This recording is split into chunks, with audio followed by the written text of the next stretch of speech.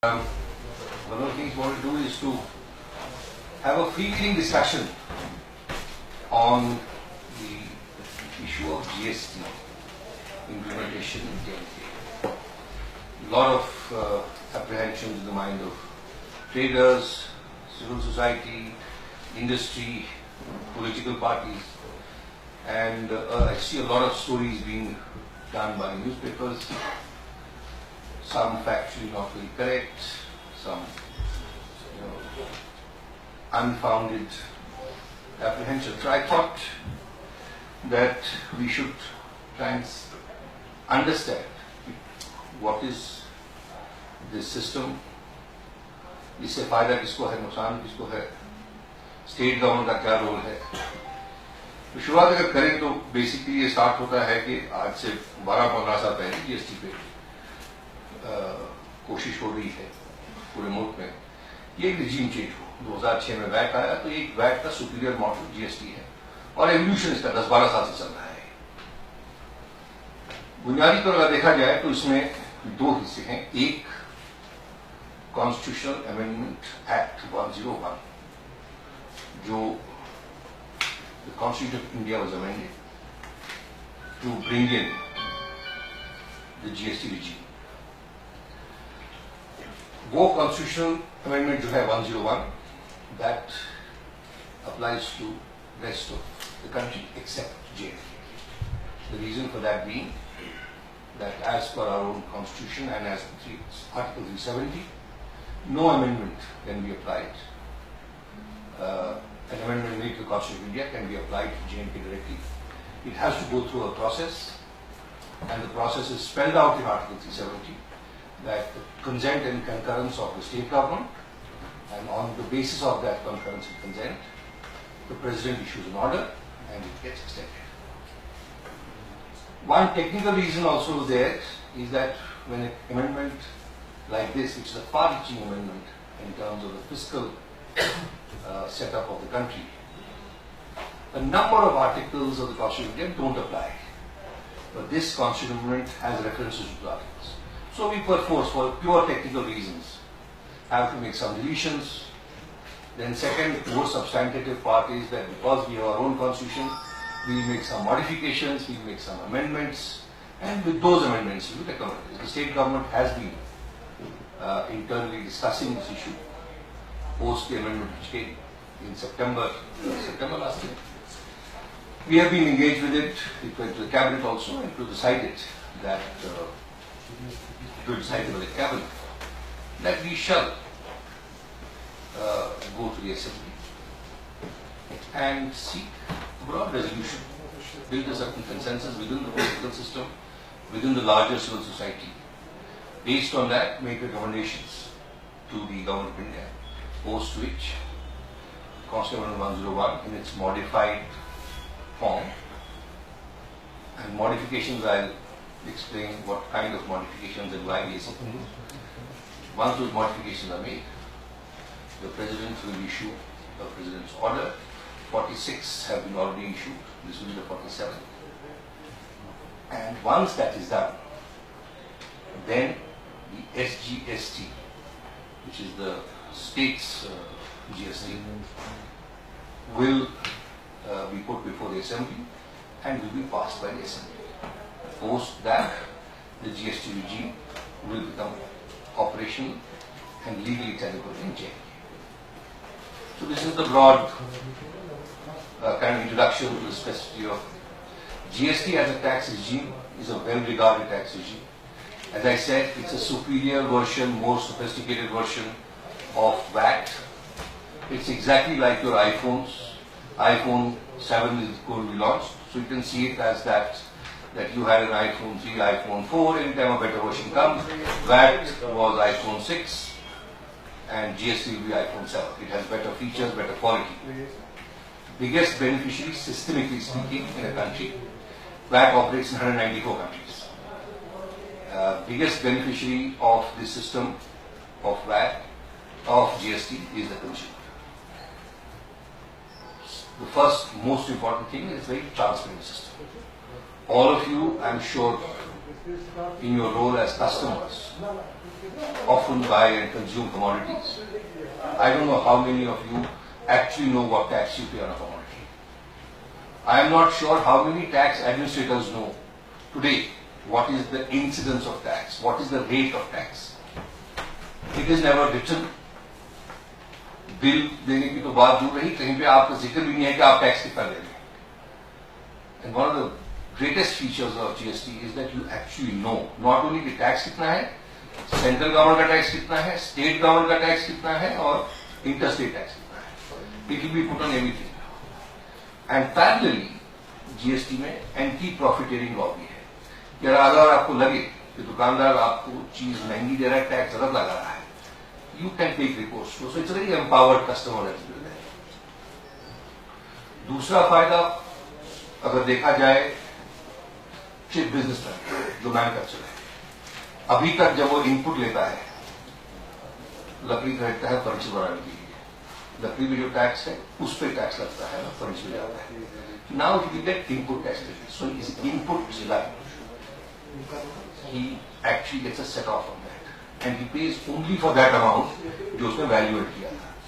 मैं सुबह good morning Jain की तरह आटा खरीदता है, उस आटे में टैक्स 40 रुपए का खरीदता है, केक बनाता है 100 रुपए का, जीएसटी 60 पे लगेगा, 40 इंटू उसका वापस आएगा. तो जिस बेस पे ये लगता है वो कम है, उससे जो है कीमतें कम हो जाती है. तो दूसरा फायदा कस्टमर का ये है, ट्रांसपेरेंसी, कीमतें कम होंगी. अब ये नहीं कह सकता कि मैं 1 जुलाई को टैक्स लगेगा तो 2 जुलाई को कीमतें कम होंगी, ऐसा नहीं होगा. 3, 4, 6 महीने 8 महीने आप देखेंगे कि ओवरऑल जो कमोडिटीज हैं, अगर आपको मैं ये बताऊं कि जीएसटी काउंसिल में 12,000 कमोडिटीज की 11,000 करने रेट लागे, और अंदाजा आपको इससे होगा कि टैक्स ये तो रेट से कम कैसे हुई है कि जो स्टेट्स है इनको करीबन 1,40,000 करोड़ का खसारा होगा. 1,40,000 crores is what is the anticipated loss of revenue by implementation of GST. This is only the reason being that your rates are much lower, and in fact apart from the rate the incidence of tax is much lower. अगर सरकार की बात की जाए तो 30 states और union territories में GST का फायदा उनको होगा जो कंज्यूमिंग स्टेट्स है.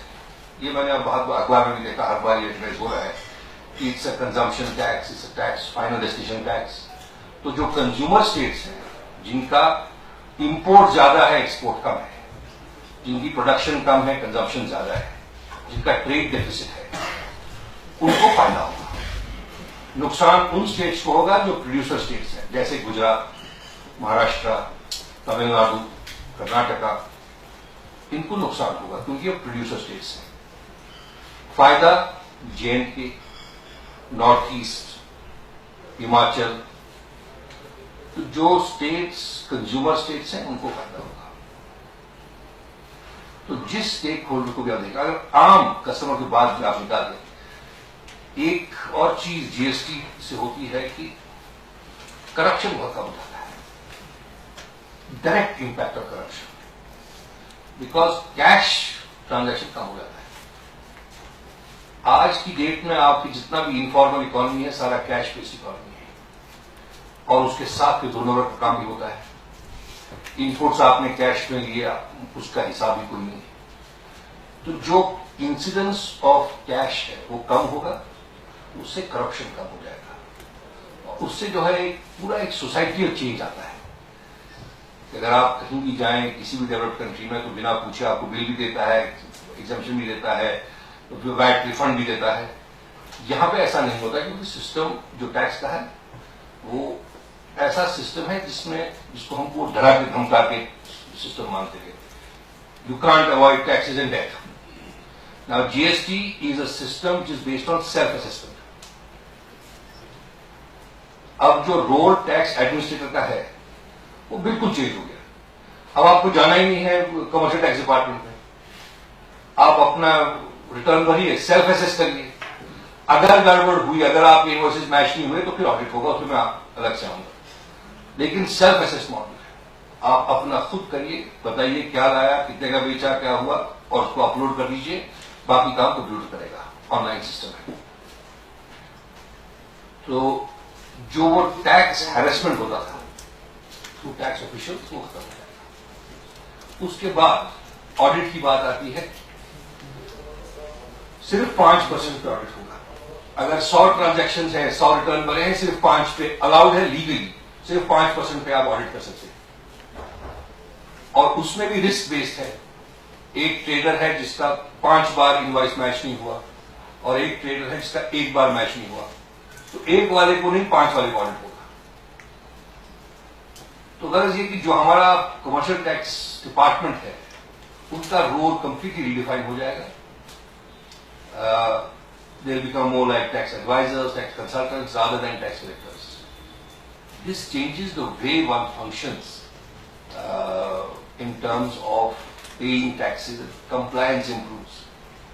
और एक और फायदा इसका सरकार के लिए ये है कि दुनिया भर में देखा गया है, जीएसटी जब लागू हो जाता है तो इनकम टैक्स कलेक्शन बढ़ जाती है। क्योंकि पहली बार अब सिस्टम ट्रांजैक्शन, दुकानदार का जो ट्रांजैक्शन है उसको उसके इनकम के साथ जोड़ता है, और फिर वहां से इनकम टैक्स कंप्लायंस बेटर हो जाती है। तो एक पूरा एक इंटीग्रेटेड सिस्टम है। जेएनके में कुछ हालात की वजह से कुछ कल्चरल फीचर्स हमारे ऐसे हैं, मैंने बहुत बार इसका जिक्र किया कि cash to GDP ratio is very high. जिसमें मैं जेके बैंक में चेयरमैन, मैंने बड़ी कोशिश की कि कैश थोड़ा कम हो जाए सिस्टम में, जेके बैंक चेक चले, बिकॉज कैश का एक बॉर्डर लाइन केस होता है।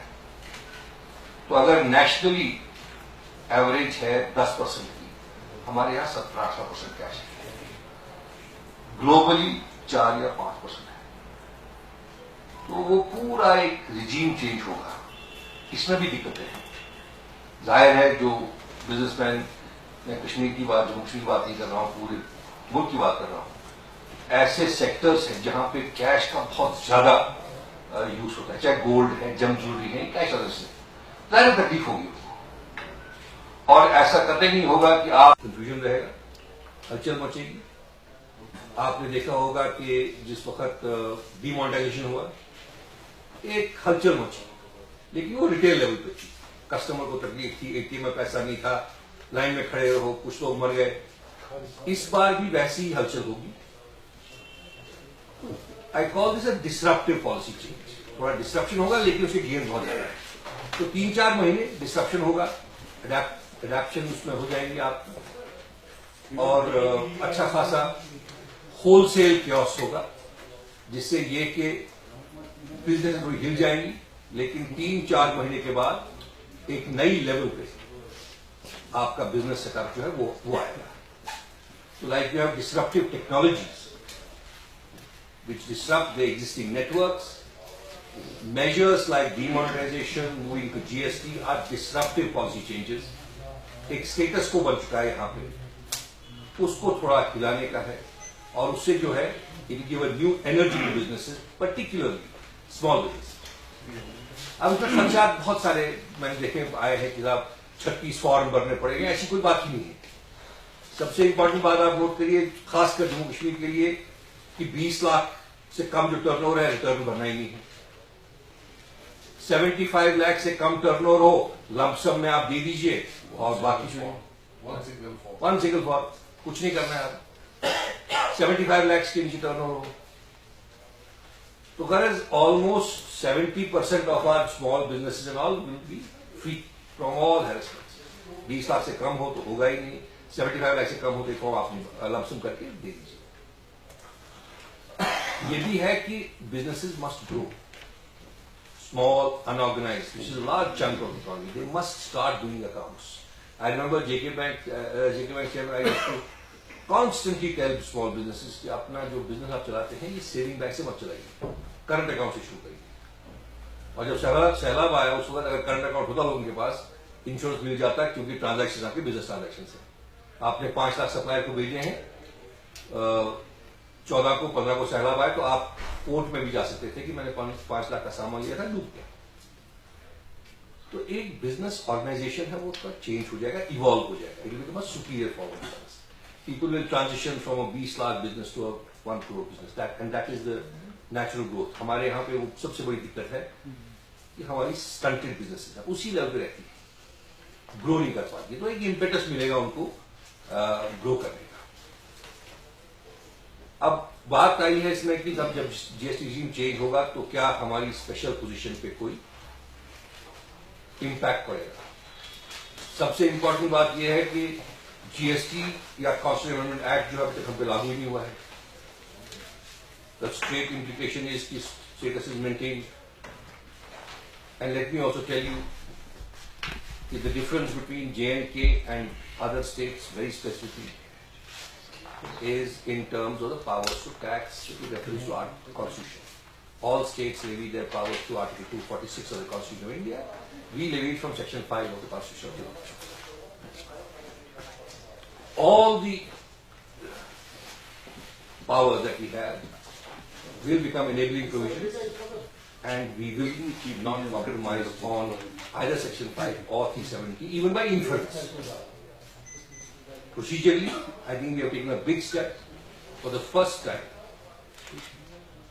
it has been proposed that even for those not required by law, आप असेंबली में जाएं, डिस्कस करें ओपनली, ट्रांसपेरेंटली, जो आज तक कभी नहीं हुआ. बहुत बड़ी बड़ी अमेंडमेंट्स आई. अमेंडमेंट्स ऐसी आई जिसमें गवर्नर का अपने कॉन्स्टिट्यूशन को, स्टेट लेजिस्लेचर को कॉन्स्टिट्यूशन को चेंज करने से मनाही हुई 1975 में. बड़ी बड़ी चीजें हुई. लेकिन इस ट्रांसपेरेंसी, इस इंटेंट से आज तक कभी नहीं काम हुआ कि हम पब्लिकली बात करें, कंसेंसस बिल्ड करेंगे. Not just political consensus but even legislative consensus. ऐसे में बात करिए तो कोई हर्ज नहीं है. तो एक जो इंटेंट सरकार का ये था कि एक रिजीम चेंज है, इसमें कोई भी ऐसा आर्टिकल जो आज तक एक्सटेंड नहीं हुआ वो एक्सटेंड हो रहा है नहीं. जो अमेंडमेंट्स वहां हुई है उनको एक्सटेंड किया जा रहा है without any implication on the Constitution of Jammu and Kashmir or Article 370. 246 amend हुआ. जो amendments है उसमें modifications होंगी और जिस modification हम extend कर रहे हैं उसमें ऐसी कोई चीज नहीं है. तो एक perception बनाया गया फिलहाल उसमें fiscal autonomy compromise हो रही है. उसमें 370 इम्पेयर हो रहा है. ऐसा तो कहीं पे दुनिया में किसी आप में से भी कोई मुझे बताए किस तरह से आपके दिमाग में ये खर्चा है कि कहाँ पे इसमें कॉम्प्रोमाइज हो रहा है एग्जिस्टिंग पोजीशन पे. तो जो एजेंडा ऑफ अलायंस है उसमें भी पहले ही अगर आप देखें तो existing position shall be maintain, तो one of the most important things. लेकिन अगर उन बातों को आप छोड़ के उनसे बात करेंगे हम, आप देखें कि अगर हम जीएसटी नहीं लगाते, ऑल प्रोटेक्शन से नहीं लगाते तो क्या होगा. सबसे पहली बात है ट्रेड कर नहीं पाएंगे आप. कोई भी ट्रेडर बाहर से सामान नहीं ला सकता, आपका जीएसटी नंबर नहीं होगा. डबल टैक्सेशन की बात तो उसके बाद की है. पहली बात यह है आप ट्रेड नहीं कर पाएंगे. Can we live as an isolated economy? As I was saying in the morning, noon kill by night. The basics of it. You will suddenly find that the economy is huge set of shortages.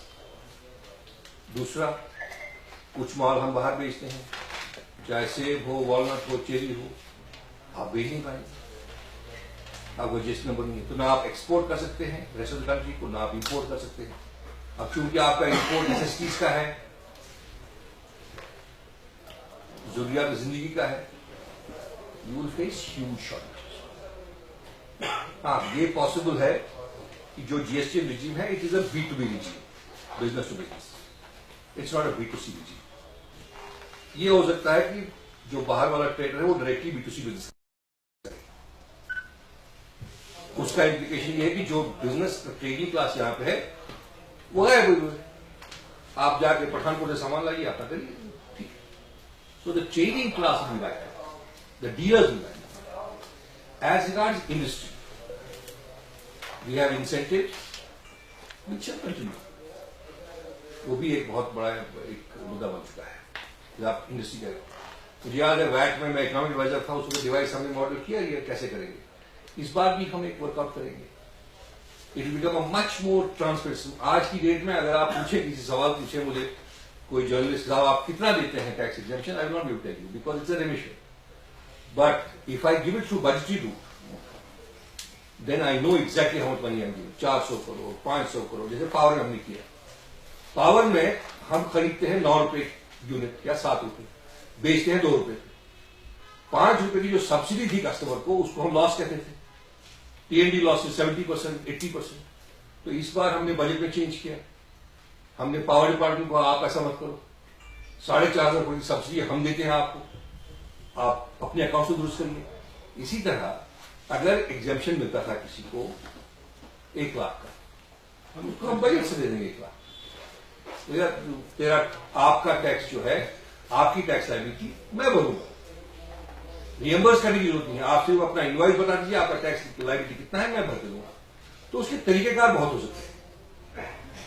कहने का मतलब यह है कि GST regime में exemption allowed नहीं है, ये बात सही है। लेकिन स्टेट गवर्नमेंट, और इसकी बात जीएसटी काउंसिल में हुई है, उसमें एग्रीमेंट भी हुआ है कि स्टेट जो है जम्मू कश्मीर जहां पे इंसेंटिव जरूरी है, क्योंकि हमारे हालात ठीक नहीं है, हम टेल एंड पे हैं, यहाँ पे कॉम्पिटिटिव एडवांटेज नहीं है, ट्रांसपोर्टेशन कॉस्ट ज्यादा है, कोई इंडस्ट्री लगाता नहीं है। जितने भी इंसेंटिव हैं हमारे पास 2 टाइप के इंसेंटिव हैं, सेंटर के हैं, स्टेट के हैं। स्टेट वाले हम करेंगे, सेंटर का अपना शेयर होगा 58% वो देंगे, बाकी हम करेंगे। ये इंडस्ट्रियल इंसेंटिव्स हैं। उसके बाद एनुअली हमने होटल्स का दिया था, उनको बजट डिसीजन है, जब बजट में हम आएंगे उस पर चर्चा करेंगे कि हम करें ना करें।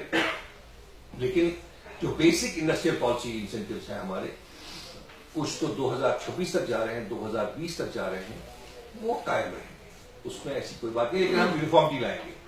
कुछ एग्जेम्पशन 2019 में खत्म हो रहे हैं, कुछ 2022 में खत्म हो रहे हैं, कुछ 2026 में खत्म हो रहे हैं, हम उनको यूनिफॉर्म करेंगे।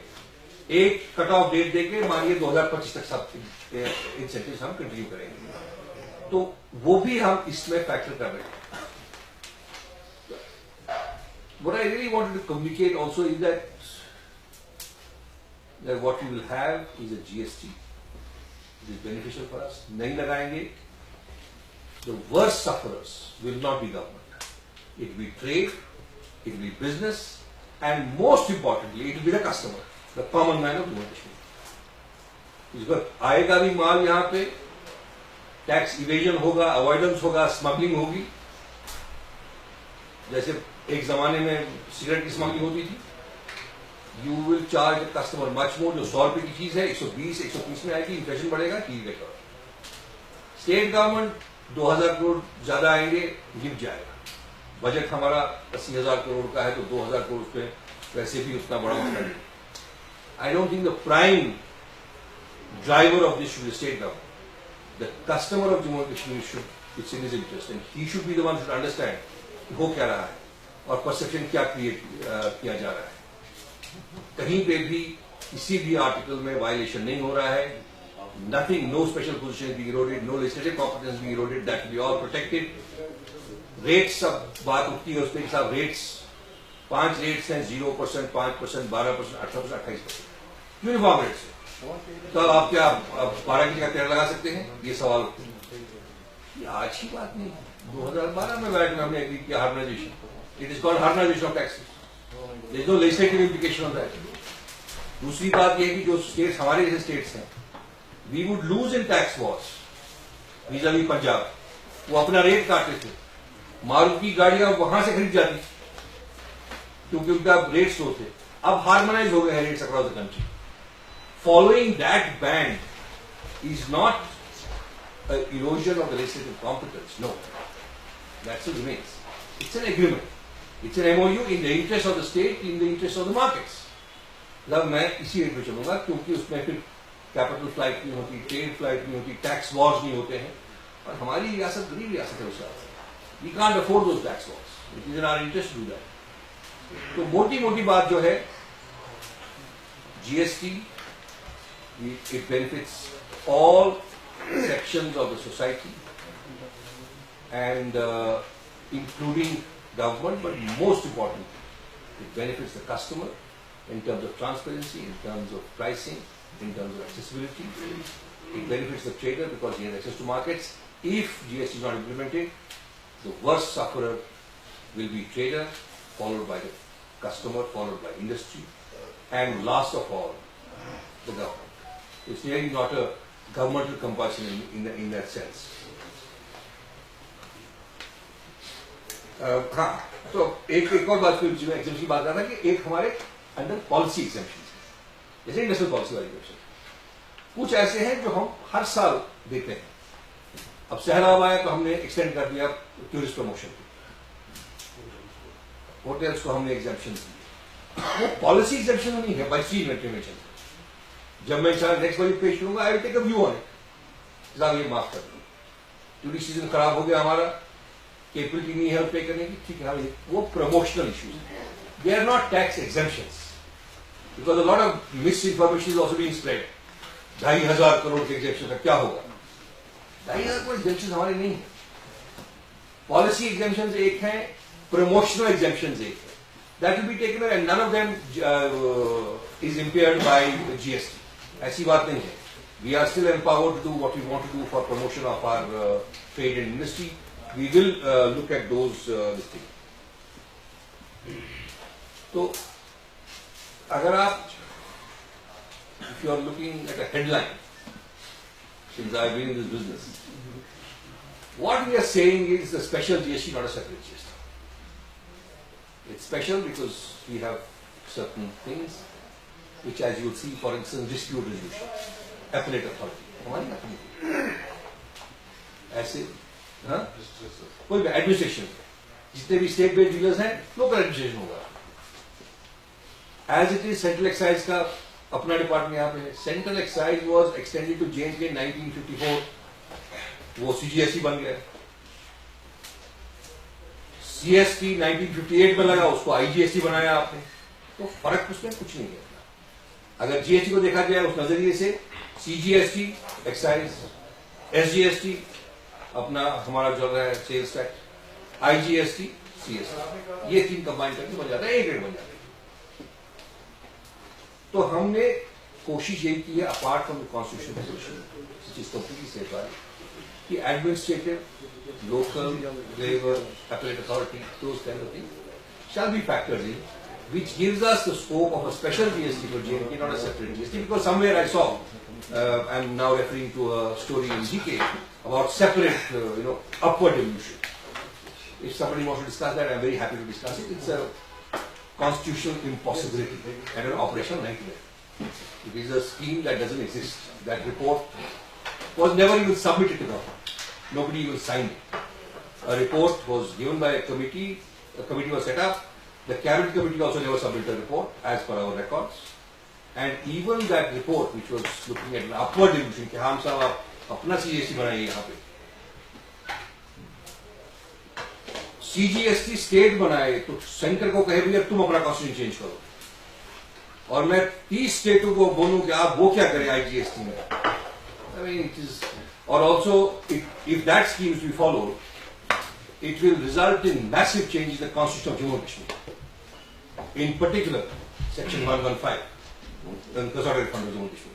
Because any money that comes, I can't withdraw it unless approval is legislature, and I have to do it on a daily basis if I do that. So it's a very chaotic scheme, which has no basis in operational reality. But it's a thing that can be thrown up, a red herring as it is. So practical, looking at the situation, looking at what our current competencies are. How can you legislate all those characters within central? Yeah, that's what I'm saying. Right? It's like that, Done. It was not even accepted by the government. Never submitted, so that should tell you how it is. But nevertheless, that's not where I want to go. If there is a specific question, I'm very happy to answer. What I'm saying is that we'll have a special GST, which has its own features, distinct from the thing, with enough safeguards, enough and more safeguards, to protect not only our constitutional position, but also our legislative competence in matters of taxation and fiscal policy.